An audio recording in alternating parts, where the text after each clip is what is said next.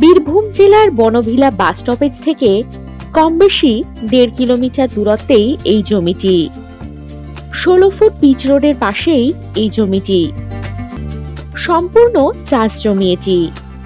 জমিটিতে হতে পারে একটি সুন্দর রিসর্ট বা লজ।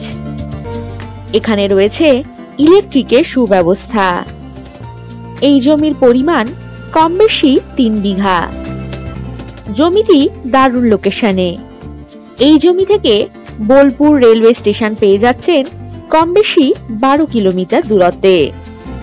এই জমি থেকে Ilambazar bus stoppage, bank, ATM, বাজার, স্কুল, হসপিটাল ইত্যাদি পেয়ে যাবেন কম বেশি 8 কিলোমিটার দূরত্বে।